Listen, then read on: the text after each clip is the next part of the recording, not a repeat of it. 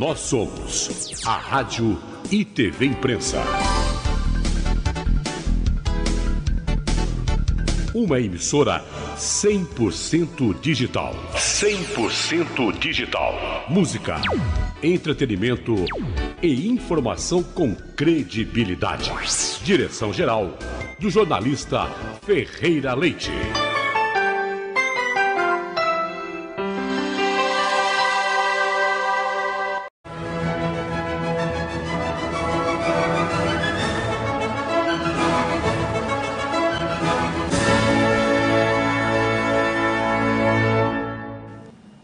Olá, amigos da Rádio e TV Imprensa, seja muito bem-vindo mais esse programa interlúdio aqui pela Rádio e TV Imprensa, e eu sou o Bartolomeu Vaz, trazendo aqui para vocês informações musicais, guiando você por essa jornada musical. Aqui a gente fala sobre tudo um pouquinho, né? Fala sobre todos os aspectos da música, para a gente poder ouvir música, essa música que a gente chama de música erudita, né? Música clássica. A gente conhecer, eu gosto de chamar de música de concerto, né? Mas a gente pode se aprofundar um pouquinho mais nela, conhecê-la um pouquinho mais de perto, com uma maior proximidade, e é um dos nossos objetivos aqui, poder trazer para vocês essas informações, não só do universo da música, de ouvir música, mas tudo que está relacionado ao fazer musical, desde as pessoas que compõem música, como que é o processo de compor uma música, por exemplo, ou como apreciar uma música, ou como que é a vida de um músico. Isso também é muito legal, que a gente está sempre trazendo convidados aqui para bater papo, explicar como funcionam os instrumentos que compõem uma orquestra sinfônica, por exemplo, né? Então, nosso objetivo aqui é esse, é partilhar com você de uma maneira bem simples, bem caseira quase, né? Como se estivesse numa sala em casa tomando um café e batendo um papo sobre música, né? De uma forma bem assim leve, né? Para que você possa aproveitar e ver que não é um bicho de 7 cabeças. Tem muita gente que acha que é um bicho de 7 cabeças, mas não é. A gente só precisa mesmo ter um tempo, eu sempre falo isso, ter um tempo para poder ouvir, para poder apreciar, né? Para poder ter esse contato, né? E aí se torna um casamento, né? Vai passando o tempo, você vai cada vez mais íntimo, mas de uma forma mais profunda, né? Não ter só um contato assim superficial com a música, né? Que é o primeiro contato que a gente tem enquanto seres humanos, né? De repente um primeiro contato superficial, mas é possível ir descamando, que nem uma cebola, né? Vai tirando as cascas, você vai passando por essas camadinhas e vai ficando mais... ela vai se fundindo com você. A obra de arte, a música, que é o nosso tema, ela vai meio que se fundindo com você, né? Esse aqui é um dos nossos objetivos aqui com o programa. E aí eu quero já também mandar um abraço para os nossos ouvintes, né? Nossos telespectadores que têm apreciado, mandado mensagens, curtido o programa, né? Mensagens muito bacanas. Quero agradecer vocês por esse incentivo, né? Dizer que aqui a gente prepara tudo com muito carinho para você, com vontade de trazer o que a gente tem de melhor, partilhar com vocês, trocar essas experiências, né? E fazer com que essa ferramenta, que é a arte, que é a música, ela possa chegar até você e transformar o seu dia, transformar o seu cotidiano, né? Porque a arte ela é capaz de transformar a sua vida, né? Eu digo até por experiência própria, né?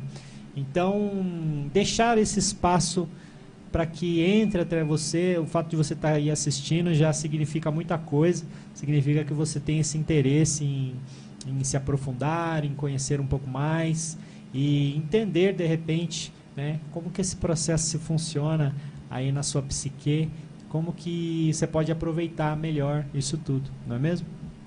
Bom, no programa de hoje nós estamos recebendo aqui um convidado de peso, um convidado super especial, uma pessoa que eu tenho particularmente uma admiração, um carinho muito grande, né? Conheço já há muitos anos e conheço um pouco da trajetória dele. E a gente vai falar sobre música, vai falar sobre o instrumento musical ao qual ele é um verdadeiro especialista. Ele trouxe aqui já um arsenal de instrumentos musicais para a gente conhecer um pouquinho mais.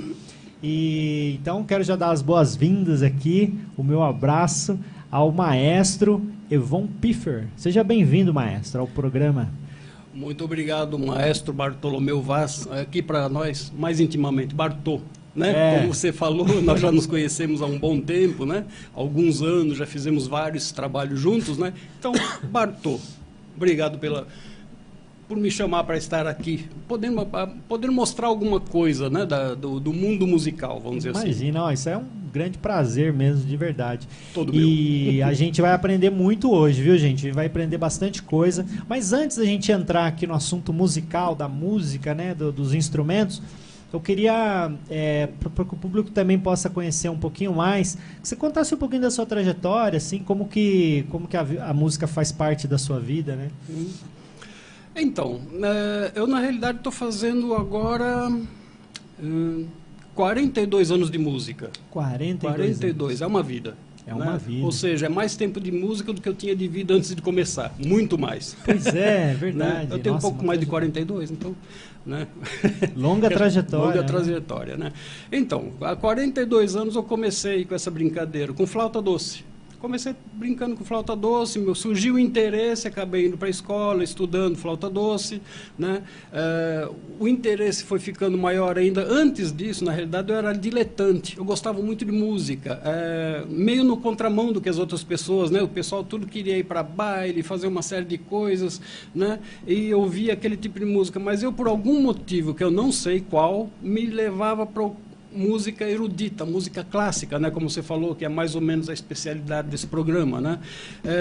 E isso me levou a ouvir muito, a gostar de ouvir Bach, Beethoven, Mozart, Vivaldi, enfim, todos esses compositores. E isso me chamou para começar a tocar algum instrumento. Eu comecei com flauta doce, pela facilidade, vamos dizer assim, de adquirir um instrumento na época. A flauta doce, para quem não sabe, quem está em casa, pô, mas que flauta é essa? Será que é uma flauta que é um doce, né? Mas porque o som dela é doce, né? Por isso que se chama flauta doce, mas para quem... eu acho que vai ajudar você a identificar, é aquela flauta que as criancinhas aprendem na escola, sabe aquelas aulas de musicalização que tem na escola, né, Vão? Isso. Aquela flautinha, né, que toca de frente aqui. Isso. Inclusive, flauta doce, a gente chama de flauta doce aqui justamente como você falou, pela docilidade do som. Ele tem um som doce, bem tocado, né, porque senão vira muito salgada, né? Na realidade, ele é conhecido como flauta de bico. Né? Flauta de bico. É porque a gente toca de bico mesmo, né? Lá de frente. Então é aquele instrumento, como você falou, as crianças tocam na escola. E infelizmente, por esse motivo, muita gente acha que flauta doce é um brinquedo. E não é um brinquedo, né? É um instrumento altamente profissionalizante, né? Se a gente for entrar, por exemplo, nos YouTubes da vida e procurar lá flauta doce, alguma coisa, concerto para flauta, vai encontrar exemplos maravilhosos e intérpretes fantásticos que tocam assim que você fala, não é possível que alguém consiga fazer isso com um instrumento desse, que é basicamente um tubo com furos. Ou seja, ela teve um passado bem... como um instrumento de concerto, né? Assim, para solar mesmo, com uma orquestra, né? E eram instrumentos de madeira, né, Von? Isso, exato, né? Então, até o período barroco, era um instrumento altamente profissional e utilizado em orquestras. Só que ele veio perdendo terreno depois para flauta transversal, por questão de sonoridade, por questão de potência, uma série de possibilidades que a flauta transversal tinha, que na flauta doce não tinha. Então a flauta doce acabou caindo no esquecimento, mais ou menos no meio do período barroco até o começo do século XX, quando um luthier e instrumentista chamado Domet... Luthier, né? Até legal para posicionar o ouvinte. O luthier é aquele profissional que... constrói instrumentos. Constrói os instrumentos. Né? Então, aí ele se interessou pelo flauta doce, né, novamente. Então, ele resgatou a história da flauta doce e fez com que, a partir do século XX, se começasse a ter novos interesses pelo instrumento, a recuperar todo aquele repertório do passado, lá do período barroco, que tinha sido perdido, e foi também utilizado como um instrumento por sua relativa facilidade de tocar, e depois, com o advento de utilizar instrumentos industriais mais fáceis de se fazer, por exemplo, uma espécie específica de plástico, fazer com que o instrumento conseguisse ser barateado. Então, passou a ser utilizado muito nas escolas para musicalização infantil, Que é isso que a gente vê muito por aí nas escolas, né? Aquelas flautinhas, então é utilizado aí para formação musical das crianças, né? Com certeza você já deve ter visto em algum lugar. Então olha aí que interessante, né? Essa cultura que o maestro está trazendo para nós, né? Aonde que começa essa história? Lá no período barroco, e aí ele teve esse momento, esse apagão aí, agora ressurgindo, né? E aí, Ivon, falando um pouquinho sobre então esse progresso, né, da flauta, a gente chega então aí à flauta transversal, né? Eu queria que você falasse um pouquinho, a gente vai ouvir aqui uma peça musical, o maestro preparou uma peça musical para a gente ouvir do período barroco, mas antes eu queria pedir para você falar um pouquinho sobre a flauta transversal, para as pessoas já conhecerem um pouquinho dela, né? Então, eu trouxe aqui uma flauta transversal, que é a chamada flauta em dó, que é a famosa flauta de concerto, tá? É um instrumento, faz parte da família das madeiras. Acho que tem até uma foto da família das madeiras aí, isso. Jefferson. Pode ir falando. Aí as pessoas falam, pô, mas como o instrumento é a família das madeiras? Não é tudo feito de metal? É feito de prata, de, sei lá, de várias ligas metálicas, né? Acontece que o instrumento antigamente era feito de madeira. Depois, por volta de 1820, daí para frente, começou a ser feito de metal, por uma questão de adaptar o maquinário, né? Essas chaves todas que foram colocadas aqui. Essas chaves é onde você digita as notas, né? Isso, exato, né? Então, a flauta transversal, até o período barroco, que é a flauta conhecida como traverso, ela era simplesmente um tubo com furos. Não tinha nada de chaves nem nada, tinha uma chavinha só, essa daqui.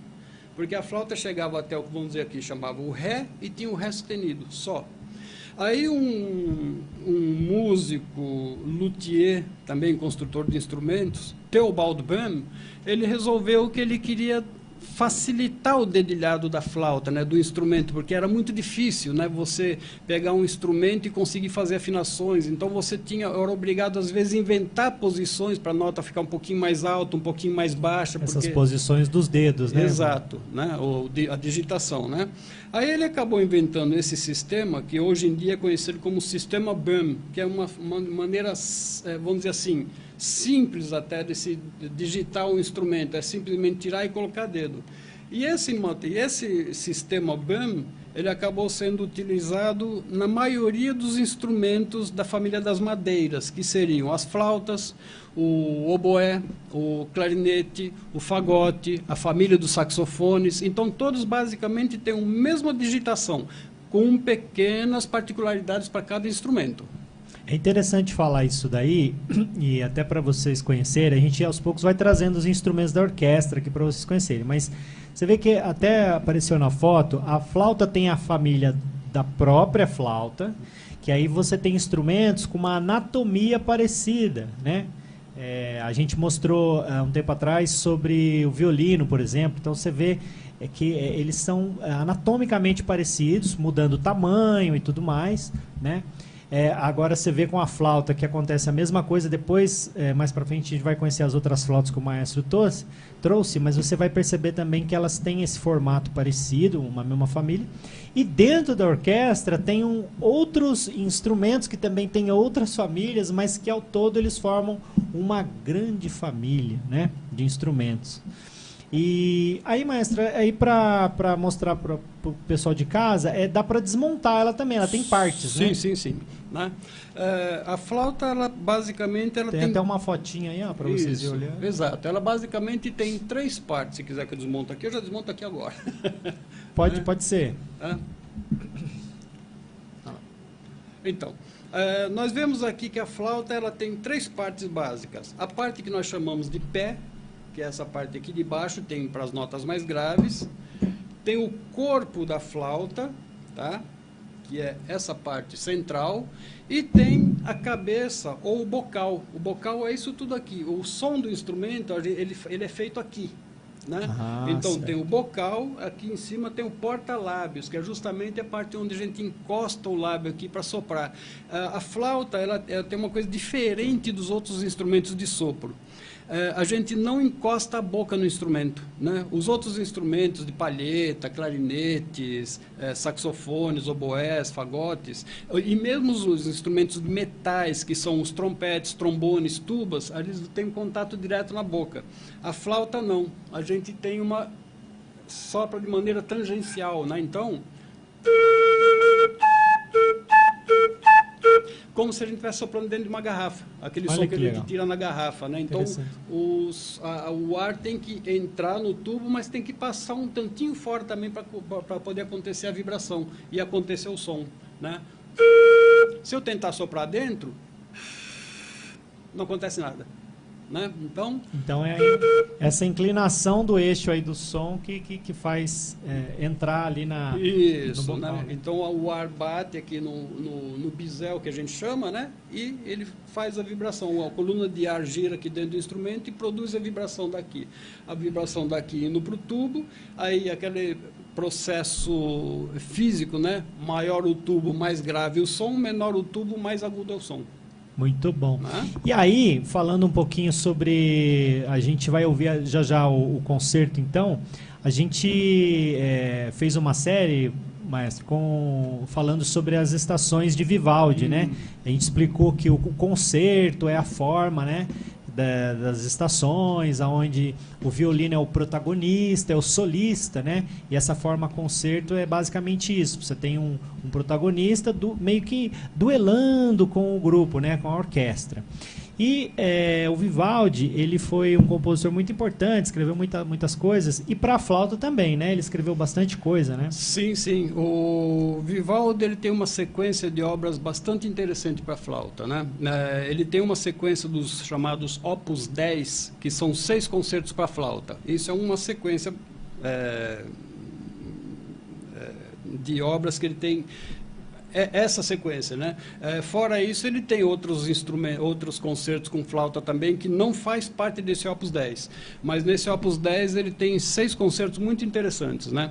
Só para quem saber, Opus, né, é o sinônimo de obra, né? Isso. Então seria um livro 10, vamos dizer assim, de obras. Exato, né? E você falou a respeito das 4 estações, onde você... passou primavera, verão, outono e inverno e viu que ele, com essas obras, ele tenta evocar essas sensações, né, do que acontecia durante um verão, outono, inverno, primavera, né? E nessas 6 concertos Opus 10, pelo menos 3 deles também são obras descritivas, né? O concerto número 1, em Fá maior, ele chama-se La Tempesta di Mare, né? Ele está tentando com isso evocar uma tempestade no meio do mar. Imagina você dentro de um barquinho ali, não sei o que, aquele aguaceiro e raio para cá e para lá, uma tempestade em alto mar. Ou seja, interessante, né? O compositor assim observar o fenômeno, né? Os fenômenos e tentar de alguma forma expressar, não em palavras, né? Mas em sons, essa impressão, né? Exato. O Vivaldi, pelo que a gente tem historicamente de tudo que ele escreveu, dá para se perceber que ele era um compositor altamente sinestésico, né? Ele conseguia transmitir as sensações dele através de som, né? Que é um efeito, que é uma coisa muito interessante. Eu sempre me baseio quando eu estou tocando, numa frase de Beethoven. Bom, pulando um pouquinho mais para cá, né? Beethoven, ele dizia, eu ouço com os olhos o que vocês veem com os ouvidos. Olha aí. Que eu acho isso fantástico, né? Ou seja, ele via e transformava em som, em música, em nota. A gente hoje pega isso, toca, transforma em som e vê aquilo a que ele se referia. Eu acho muito legal. Muito interessante, né? Isso faz parte de uma sinestesia fantástica, né? E o Vivaldi, ele tinha muito essa facilidade também de ver e descrever, né? Música descritiva, né? Então esse primeiro concerto do Opus 10 chama-se La Tempesta di Mare. O segundo concerto, em sol menor, ele é o La Notte. Então ele tenta descrever como seria uma noite com o instrumento. Inclusive existe uma versão para fagote e orquestra, tá? Então a versão para flauta e a versão para fagote também. E o terceiro, que é esse que nós devemos ouvir aí agora, é Il Gardelino, né? O Gardelino é A tradução do Gardelino para nós, eu já vi duas coisas. Eu já vi como o pintacilgo e o rouxinol. Não sei qual desses dois passarinhos que é o Gardelino. Qual faz esse canto? Né? Ou se o pintacilgo e o rouxinol são a mesma coisa, eu não sei. Daí tem que ser um especialista em pássaros. Exato. Ornitologicamente falando, eu sou meio um fracasso. Então nós vamos ouvir aqui o concerto Opus 10, número 3, RV, que é o catálogo, né, 248, Il Gardelino, ou seja, o pintacilgo ou o rouxinol.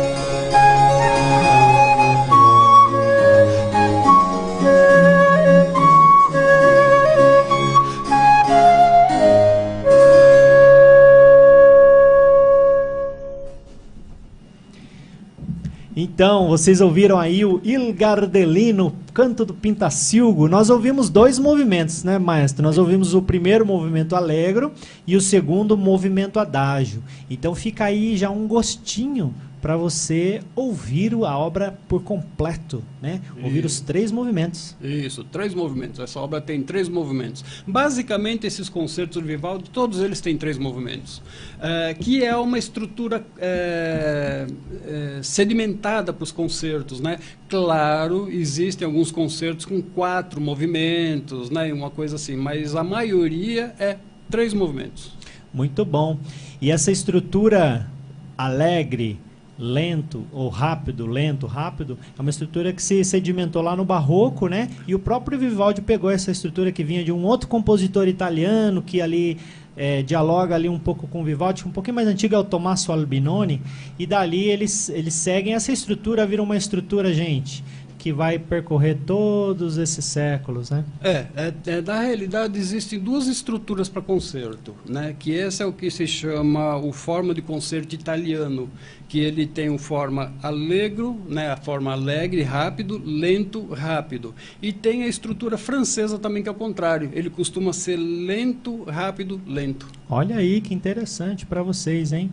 Então a gente tem esse desenvolvimento musical que foi muito forte, né? A gente vai aqui aos poucos trazendo para vocês. Na Itália teve muito protagonismo, na França teve muito protagonismo, na Alemanha teve muito protagonismo, na Inglaterra também teve. Então, assim, tudo isso vai construindo, né? Essa história musical vai permeando toda essa construção. A gente está falando muito sobre o período barroco, né? Mas tem os outros períodos da música. Daqui a pouco a gente vai ver um exemplo do próximo período que vem depois do barroco, que é já o período clássico, do classicismo. Vamos ouvir aqui também uma peça para flauta, só que já do Mozart, que é um compositor austríaco. Mas, maestro, falando um pouquinho ainda sobre a flauta, me surgiu uma pergunta aqui. Quem quer aprender a tocar flauta, essa flauta transversal, né? Como que é? É fácil, é difícil? Pessoas de qualquer idade podem aprender? Precisa começar com a flauta doce para poder ir para a flauta transversal? Como que funciona?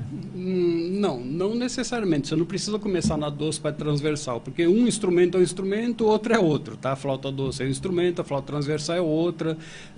Embora, vamos dizer assim, a digitação sejam muito parecidas, a maneira de soprar é diferente, mas, como todo instrumento, tem gente que se adapta com um instrumento legal, tem outro que se adapta com outro. Uns acham que o clarinete é fácil de tocar e é difícil a flauta, outros acham que a flauta é fácil e é difícil o trombone, enfim, né? Vai muito de pessoa para pessoa, mas no geral não é um instrumento difícil. Claro, tocar um instrumento, tirar um som, aí é fazer música já tem uma série de trabalhos específicos, né? Que são com um tempo mesmo que a gente vai aprendendo, tá? Como eu disse, a gente leva 2, 3, 4, 5, 6 anos estudando e depois mais 6 a vida inteira e uns dias, né? Depois ainda. Uhum. Então, assim, até para passar o contato para o pessoal que queira aprender a tocar flauta, você ensina um monte de instrumentos, né? Flauta, o que mais você leciona aí, maestro? Sim, então, eu trabalho com flauta doce, clarinete e saxofone para iniciantes, e também piano para quem, assim, iniciante mesmo, quem nunca viu um piano na vida, chega e fala, olha, um piano, então vamos lá conversar. Então, para você que deseja aprender música, está à procura de um professor especialista, um professor que vai poder te passar o ensino, porque tem uma coisa, né? A gente pode, já vi muitos casos de trauma, né? A pessoa vai começar a aprender um instrumento com o professor não tem uma didática, não tem uma maneira bacana de ensinar, acaba traumatizando o aluno, né? O aluno cria um verdadeiro trauma daquele instrumento, porque não houve uma orientação adequada, o procedimento certinho. E aí, então, você precisa ter um ótimo professor, um professor com didática, com formação. Então, já fica aqui o contato para quem quiser aprender um instrumento musical do maestro. Tá aí o WhatsApp dele, é o WhatsApp também, né? Isso. E faça um contato, troca uma ideia lá, que eu tenho certeza que você vai adorar aprender. E aí, falando aqui um pouquinho mais sobre o período que segue, né, na música, a gente falou do barroco, agora a gente vai pegar um exemplo do clássico, que tem uma estética diferente, né, maestro? O clássico já muda um pouco a maneira de tocar, né? Sim, sim. Inclusive é isso que eu queria falar, né? Quando a gente fala em música barroca, fala em música clássica, fala em música romântica, todas elas têm uma cara, né? É por períodos, né? Então, essa música do século XVIII, né, que é o período barroco, é o século XVII para o XVIII, né, o século XVIII, que é o clássico, depois o século XIX, o romantismo, cada um tem uma cara. Mas a gente percebe uma coisa muito legal, principalmente no barroco, só para voltar um pouquinho, né? A música barroca tem uma cara, mas é muito legal a gente poder ouvir bastante e perceber que, apesar de ter uma cara no período, a gente vai perceber que a música barroca italiana tem uma cara, a alemã tem outra cara, a francesa tem outra cara, a inglesa tem outra cara. Então, é o que a gente chama de linguagem, né? Uma linguagem específica de cada período. Vai envolver a cultura de cada lugar. Exato, e tudo mais, né? Exato, né? Mas isso é só para dar uma pintada, assim, para dar o interesse de vocês. Comecem a ouvir e comecem a identificar essas diferenças no que nós estamos ouvindo. Só não dá a impressão que vira tudo um bolo, uma coisa só. E é uma coisa só no sentido de estrutura musical, maneira de se escrever. Mas essa linguagem de cada país, de cada povo, faz toda uma diferença. É aquilo que eu sempre falo, né? Fazendo uma analogia com a cozinha. Eu adoro cozinhar. Adoro cozinhar. Não sou um bom cozinheiro, não, mas eu gosto de cozinhar, eu gosto de comida, né? Então você vai comer um prato, por exemplo, que você, de repente, simplesmente saboreia aquele prato, mas depois de um momento você, de repente, começa a entender um pouquinho os temperos que compõem aquele prato, né? Então, num outro momento que você vai comer, você já vai sentir, bom, esse macarrão, vou pegar um exemplo do macarrão, né? Comida aí que todo mundo está sempre comendo, né? Então, você vai comer um macarrão bolonhesa, você já sabe a característica daquela bolonhesa, daquele macarrão. Você vai comer um macarrão 4 queijos, né? Com molho branco, com brócolis, ou vai comer um macarrão alho e óleo, ou vai... Então, assim, é tudo macarrão, né? Mas cada um com a sua especificidade. Você é o degustador que vai experimentando e identificando. Exato. A música não é diferente. Exato, é a mesma coisa que a gente fala, né? Por que as pessoas vão num restaurante italiano, num restaurante francês, num restaurante brasileiro? Porque tem a comida, de repente, vou comer macarrão no restaurante francês, no italiano, no brasileiro. É macarrão, mas cada um com seu tempero, né? Cada um tem seu gosto, né? E a música é a mesma coisa, tem sua linguagem específica, né? Muito interessante, muito bacana. Então a gente vai para o clássico, aí tem o concerto de Mozart para flauta, né? Mais uma vez aí a flauta sendo protagonista, nós estamos trazendo só concertos, né? Tem outras formas musicais, tem a sinfonia que a gente tanto ouve falar, tem a fuga, tem o rondó, enfim, tem um tem um universo, mas aos pouquinhos a gente vai trazendo cada programa um pouco mais para a gente ir conhecendo. A gente está então concentrado nos concertos. E aí, mas tem alguma coisa a falar sobre o Mozart antes dele colocar para a gente ouvir? Sim. Segundo dizem, o Mozart ele não gostava de flauta. Ele dizia... Sério? Não gostava de flauta? Ele dizia que mais desafinado que uma flauta, só duas. Né? Talvez pelo fato de serem instrumentos, vamos dizer assim, rústicos em relação ao que a gente conhece hoje. Agora, imagina um cara que não gosta de flauta e escreveu um concerto para flauta e harpa em dó maior, escreveu o concerto em sol maior para flauta, que é esse que devemos ouvir, que inclusive é um dos concertos mais conhecidos e que, assim, me arrisco a dizer sem medo de errar, 95% das vezes que alguém vai participar de uma orquestra, que vai tocar para se candidatar a uma vaga numa orquestra, essa obra vai ser pedida. Então vamos ouvir aqui de Mozart, concerto para flauta, primeiro movimento com Emmanuel Pahud à flauta.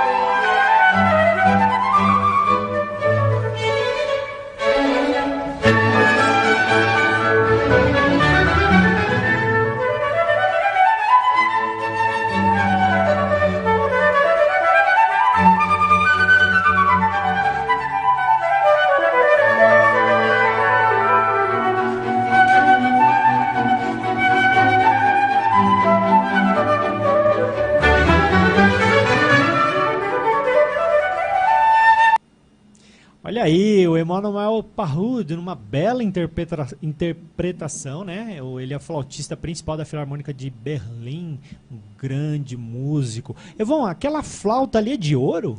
Ouro. Né? É verdade? Rapaz, como é que sai com uma flauta dessa de ouro pela rua? Me fala aí. Com um seguro milionário. Né? Então, o que acontece? É aquilo que a gente estava falando sobre instrumento ser instrumento barato, caro, né? Que nós falamos lá da facilidade de se ter, por exemplo, uma flauta doce que custa alguns reais. Né? Mas todo instrumento ele é feito de determinados materiais. Mas quando a gente fala em flauta de ouro, não é só por questão de vaidade do instrumentista.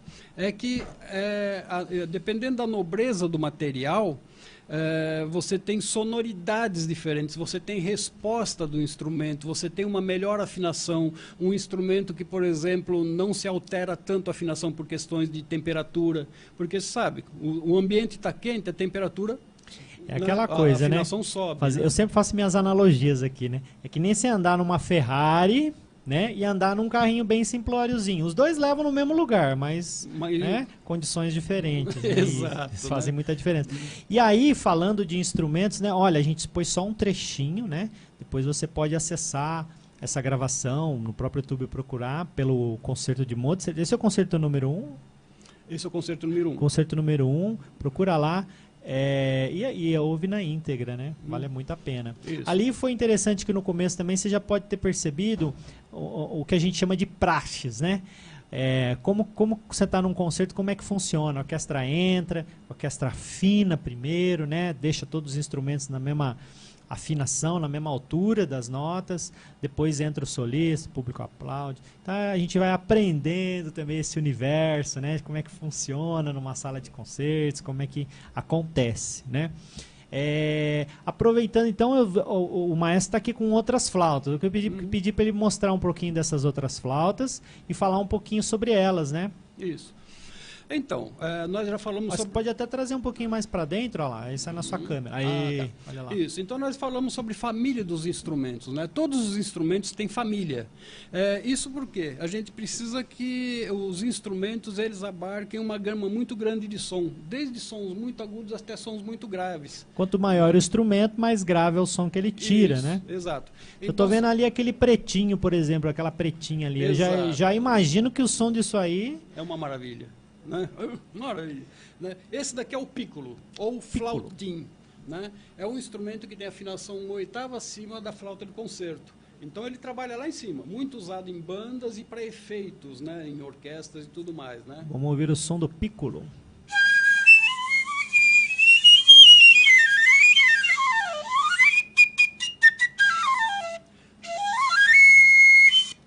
Muito legal. Eu uso em concertos e parece também aquelas flautas que tem lá em Recife, né? Os pífaros. Ou não, lembra um pouco? A agudeza, talvez. Lembra por causa disso e pelo fato de se tocar de lado, mas não tem nada a ver. É outro instrumento, são né? outras coisas. Uhum. Né?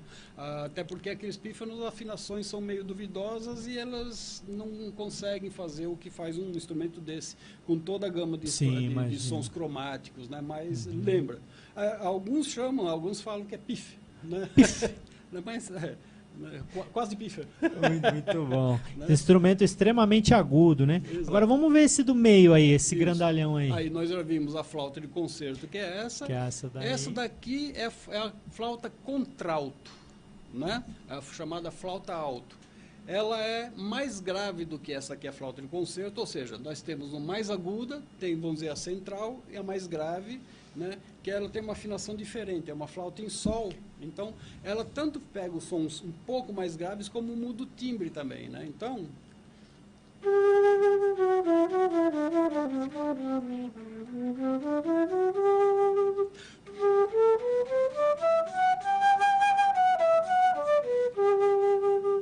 Olha que som bonito, um som aveludado, né, mais encorpado. Exato, né? Fora essa, ainda tem também a baixo, que ela é maior do que essa, um pouco mais grossa também, maior, e ela é facilmente reconhecível porque ela tem o bocal curvo, parece um guarda-chuva, um cabo de guarda-chuva. Porque se ela fosse esticada do tamanho que tem que ser, a gente não alcançaria para tocar aqui. Ah, imagina. Né? Então, elas fazendo a curva, a gente consegue fazer com que ela venha parar aqui. Né? Então, aí consegue se tocar. E aí ela soa uma oitava abaixo dessa. Uma oitava abaixo. Isso. E essa flauta em sol, os compositores impressionistas usavam bastante, né? Sim, sim, justamente Tom Jobim também, falando aqui da bossa nova, né? Tom Jobim amava o som dessa flauta, viu? Nas obras dele, inclusive, tinha muito som desse tipo de flauta. Exato. Principalmente por causa desse timbre veludado e meio misterioso que ela tem, né? Que é um timbre bastante diferente. Apesar de fazerem parte da mesma família, nós vimos que o pícolo tem um som muito brilhante, a flauta transversal de concerto que em dó que nós conhecemos, né? Que tem um som bastante distinguível, fácil de entender, vamos dizer assim. Essa daqui que ela tem esse som mais misterioso, mais apagado, mais rouco, um pouco assim. Aí nós temos ainda dentro disso daqui, abaixo, que eu acabei de falar, e aí tem uma sequência, né? Tem contrabaixo, subbaixo, subcontrabaixo, que são flautas que estão do tamanho de uma casa, né? Vai. É interessante que essa analogia serve para qualquer instrumento da família dos instrumentos de uma orquestra sinfônica, né? Exato. E aos pouquinhos a gente vai trazendo aqui para vocês conhecerem esses instrumentos. E aí, maestro, eu vejo aí que você então está com a flauta em dó, você preparou um exemplo agora de uma música mais moderna, né, do Debussy. Isso. Você poderia tocar para a gente? O Debussy já é um compositor do impressionismo, que a gente está falando do romantismo, que foi dando aquela no final, né, foi dando aquela dissipação, né, de movimentos, porque a música foi tomando outros rumos. A gente vai falar muito sobre isso aqui também, trazer obras de compositores. E aí surgiu dois eixos, né, um eixo chamado impressionista, que é um movimento mais relacionado à França, e tem um movimento expressionista, que é já mais voltado ali à Alemanha, né? E essa obra que o maestro trouxe, que é o Syrinx, ele vai falar sobre a obra, para flauta solo, e é um som, né, que representa assim, essa fase já do impressionismo, né, que é do Debussy. Isso. Então, essa obra Syrinx, ou como os franceses às vezes falam de Syrinx, né, o Debussy ele compôs ela como diria, se inspirando, né, numa fábula grega, né, de Syrinx seria uma ninfa, né, a ninfa Syrinx, e ela foi assediada pelo deus Pan, né. Pan era um deus meio libidinoso, alguma coisa assim, né, e ela foi assediada por ele, só que ela não queria nada com ele. Então o que essa obra aqui basicamente reflete? A fuga dela, né, dessa ninfa, fugindo desse deus Pan. E chega uma certa hora, ela já cansada de fugir, ela pede aos deuses, no caso a Zeus, ou aos deuses que estavam disponíveis ali, para que livrassem ela desse assédio. Fizeram o quê? Transformaram ela num conjunto de juncos, né, de cana, né, de junco, de tubos, vamos dizer assim, né? E com isso, o vento batendo nesses juncos começou a produzir um determinado som, né? E o Pan, como ainda era apaixonado por ela, fez o quê? Ele pegou esses juncos, juntou um ao outro, colocou e acabou soprando e fazendo a Syrinx, ou siringe também, como a gente conhece, essa flauta que é também conhecida como flauta de Pan ou zamponha, né? Então, foi uma maneira que ele teve de tê-la por perto, mesmo que ela já não estivesse mais ali, né? Interessante. E que a flauta de Pan é aquela flauta com aquele monte de tubinhos. Muito bem, que a gente vê, às vezes, o pessoal tocando aqui na rua, os andinos ali tocando, né? Aquela flauta. Exato. Aqui, né? Né? Então, essa seria a Syringe ou Syrinx, né? Que vem do nome justamente dessa ninfa. Olha que interessante, está vendo por trás de uma obra de arte, quantidade de informações, né? Você vê, o Debussy foi resgatar lá na cultura grega, né, uma questão mitológica, e a música tem muito disso, né? A gente vai perceber que isso é na verdade, a poesia e a música sempre andaram assim, muito, muito próximos, né? São irmãs, né? E a gente, cada vez mais que a gente for apreciando as obras aqui, a gente vai perceber essas relações. Mas você pode tocar um trechinho dessa peça, então, para a gente ouvir aqui ao vivo? Pode. Essa obra é uma obra bastante curta, ela dura 2 minutos, alguma coisinha, né? Vamos lá. Então...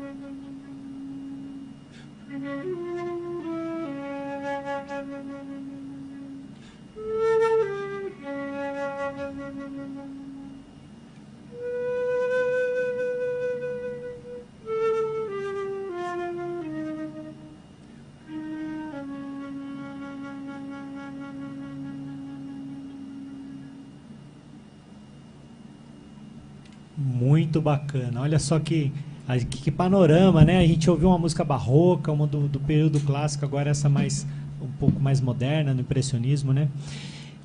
A gente fica tocado aqui. Olha, ouvir música estando presente numa sala de concerto é realmente um transformador, assim. Recomendo a todos vocês, tiverem essa possibilidade, vão no teatro, vão assistir, porque é muito diferente de ouvir um CD, não tenham dúvidas disso. Deixa eu já aproveitar e agradecer os nossos parceiros, patrocinadores. Instituto Música Mar, um grande abraço para a Maria, muito obrigado por incentivar aqui o programa. Suzana Modas, também aqui que fica no 2º andar do Shopping Centro de São José, moda gospel, moda evangélica para mulheres, dá uma passadinha lá. Uma variedade tremenda de roupas de muito bom gosto. Agradecer também ao Finestra Cultura, que trabalha com marketing cultural aqui em São José dos Campos, está vindo para São José e vai iniciar um trabalho muito bacana, que a gente em breve vai trazer o Ricardo Navarro. E também o Instituto Afam, que apresenta este programa que vocês estão apreciando nessa tarde. Maestro, infelizmente a gente não consegue conversar muito mais tempo, a gente ficaria aqui, olha, horas e horas conversando, vendo e dialogando, né? E foi um grande prazer poder recebê-lo aqui. Espero que volte mais vezes, né? O maestro também tem um dueto com a Clara Zarur, que chama Do Sonarte. E eles fazem música de câmara aqui em São José. Eu já deixo aqui o convite para vocês dois virem aqui num próximo programa para a gente bater um papo sobre música de câmara. Olha aí, mais um assunto para a gente tratar aqui. O que é música de câmara, né? Que música é essa? Então a gente pode... Eu já deixo aqui o meu convite e já deixo aí as considerações suas. Isso, né? Antes de mais nada, eu agradeço muito a oportunidade de poder estar aqui, né?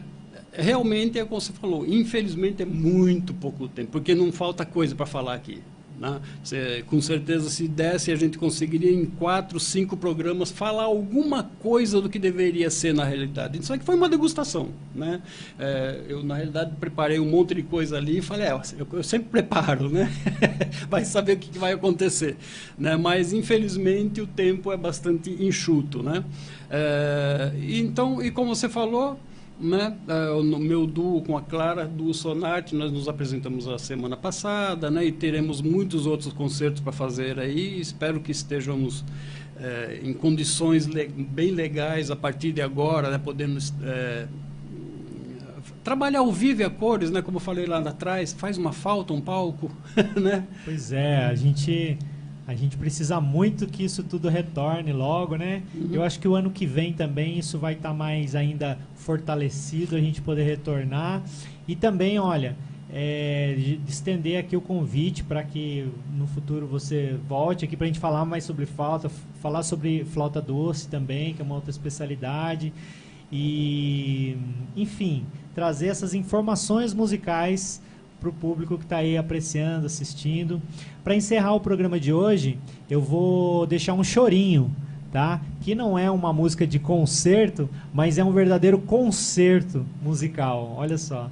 Então eu vou deixar um chorinho do Dante Santoro para encerrar esse programa, um trechinho para vocês ouvirem e ver essa possibilidade da flauta aqui no Brasil também, né? Que ela consegue dialogar bem tanto com a música erudita quanto com a música popular. Então eu já deixo aqui o meu grande abraço e até o nosso próximo encontro.